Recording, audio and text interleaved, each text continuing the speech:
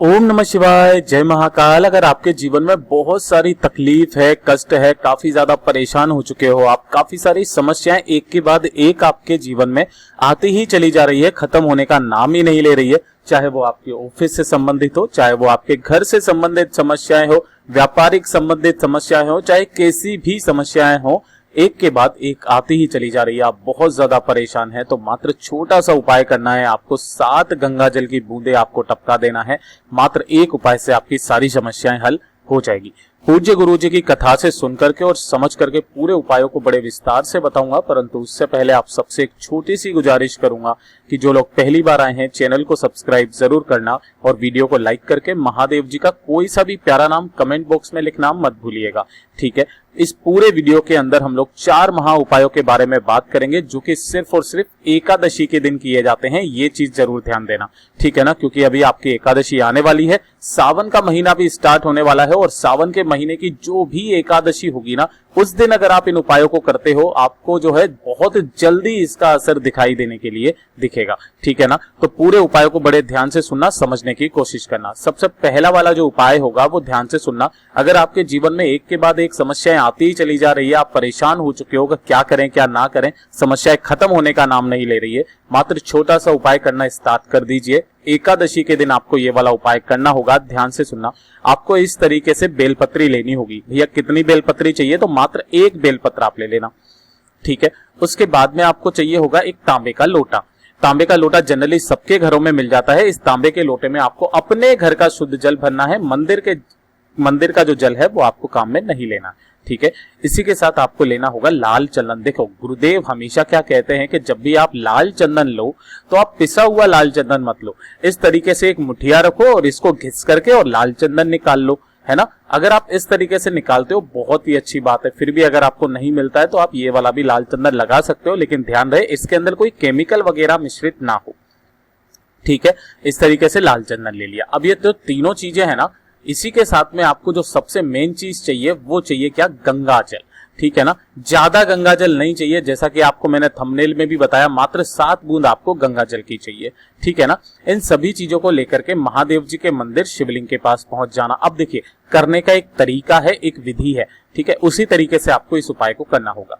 सबसे पहले जैसे ही आप जाएंगे ना, उत्तर दिशा की तरफ आपको नॉर्थ डायरेक्शन की तरफ मुंह करके बैठ जाना, ठीक है। बैठ जाओगे, आराम से बैठ जाना, कोई दिक्कत नहीं है। अब उसके बाद में सबसे पहले तो आपको करना क्या होगा कि जो आपने 1 लोटा शुद्ध जल लिया है, इस 1 लोटा शुद्ध जल को मेरे देव आदिदेव महादेव जी के ऊपर आपको समर्पित कर देना होगा, अवधूतेश्वर महादेव जी के नाम से।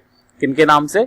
अवधूतेश्वर महादेव जी के नाम से 1 लोटा जल समर्पित कर दिया। अब ध्यान से सुना, जब भी आप समर्पित करते हैं तो अवधूतेश्वर महादेव जी का नाम लेकर के ओम नमः शिवाय या श्री शिवाय नमस्तुभ्यम का स्मरण करते हुए ही लोटा समर्पित किया कीजिए। पंचाक्षरी मंत्र आता है तो वो अच्छी बात है, और षडाक्षरी मंत्र आता है तो आप वो भी बोल सकते हो, लेकिन कोई ना कोई मंत्र बोलते हुए ही आपको यहाँ पर समर्पित करना होगा। ये समर्पित कर दिया। अब आपके पास में है एक बेलपत्री और थोड़ा सा लाल चंदन। अब आपको करना क्या होगा? एक छोटी सी कटोरी ले जाना, है ना। हो सके तो एक छोटी सी कटोरी ले जाना।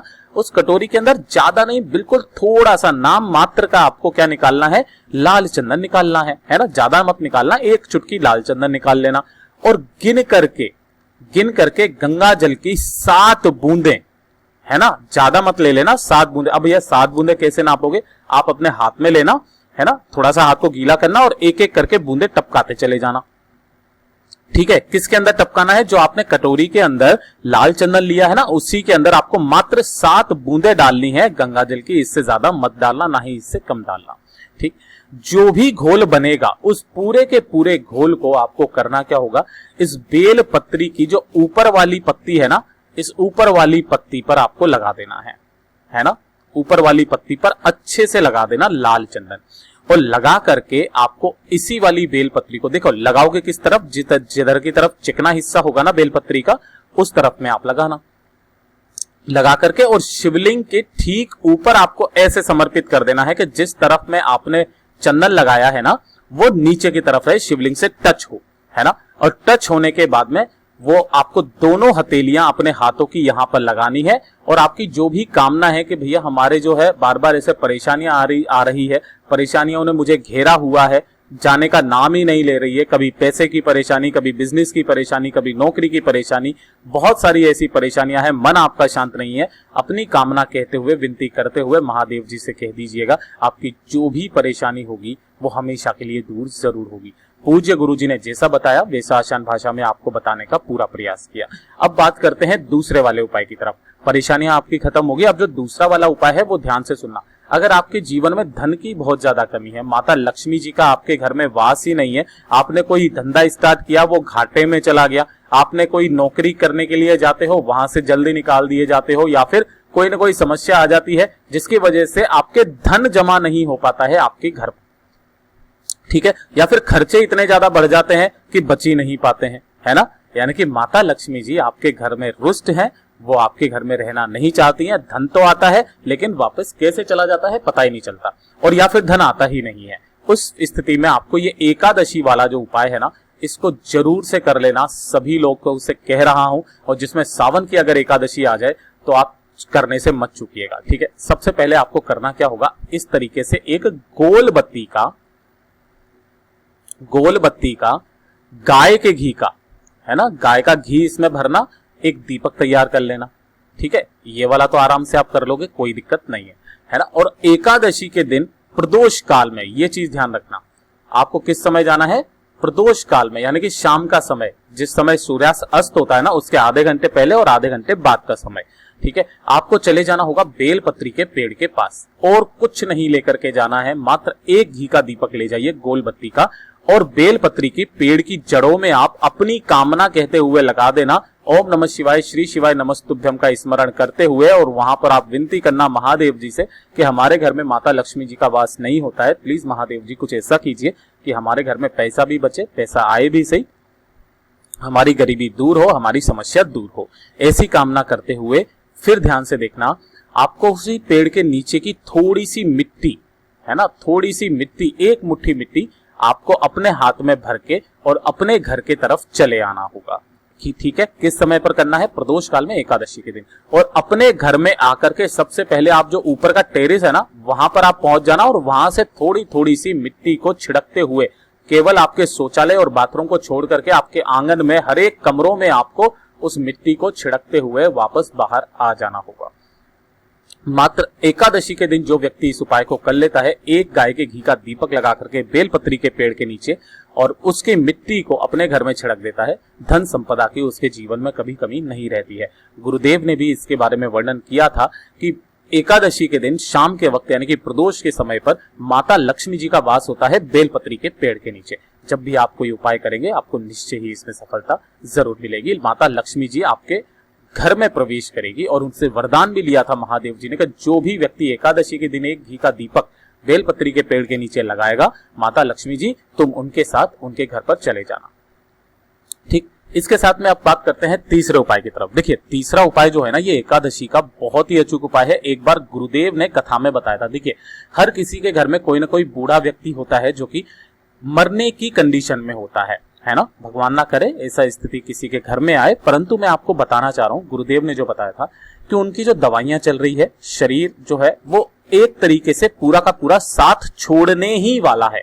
बहुत ज्यादा तकलीफ है, दुख है, कष्ट है, या फिर काफी सारे लोग ऐसे होते हैं ना जीवन में जिन्हें मतलब मौत भी नहीं आती है और वो खटिया पर पड़े पड़े सड़ते रहते हैं। उनकी कोई इतनी बुरी कंडीशन हो जाती है कि ना तो वो वहां से उठ सकते हैं ना बैठ सकते हैं, एक तरीके से परिवार पर बोझ बने हुए हैं, है ना, बहुत ज्यादा बीमार है। अगर इस तरीके का कोई व्यक्ति आपके घर में है तो एकादशी के दिन मात्र एक काम करना, आप एकादशी की 2 कथा उन्हें सुना देना, है ना। कोई सी भी कथा जो भी आपको आती है इंटरनेट पर मिल जाएगी, 2 कथा एकादशी की सुना देना, उन्हें मोक्ष मिल जाएगा। ये चीज ध्यान रखना, उन्हें मोक्ष की प्राप्ति हो जाएगी। बहुत ही अचूक उपाय है, एकादशी के दिन 2 कथाएं सुना देना बस, ठीक है।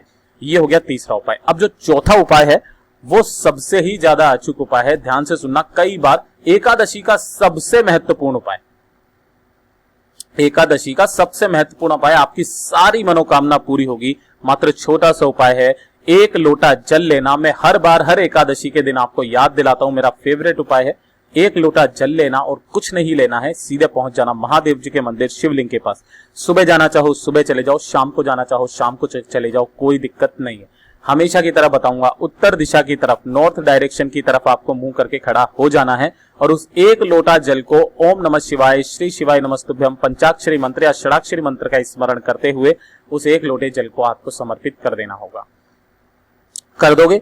कर देने के बाद में आपको यहीं पर खड़े होकर के 3 बार एक शब्द बोलना है, वो बोलना है स्वधा स्वधा और स्वधा। ठीक है ना? ऐसा 3 बार आपको बोलना है। कब? अपनी मनोकामना कहने के बाद। ठीक है ना? अपनी मनोकामना कह देना और उसके बाद में 3 बार आपको इस वर्ड का नाम बोलना है, स्वधा स्वधा स्वधा।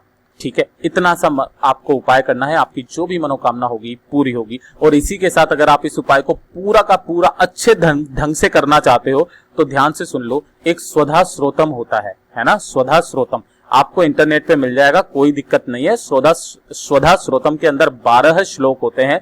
जो व्यक्ति एकादशी के दिन इन 12 श्लोकों का बोल करके, उच्चारण करके महादेव जी को एक लोटा जल समर्पित कर देता है, उसकी जो भी मनोकामना होती है, कष्ट होती है, परेशानी होती है, मेरे देव आदिदेव महादेव हमेशा के लिए हर लेते हैं।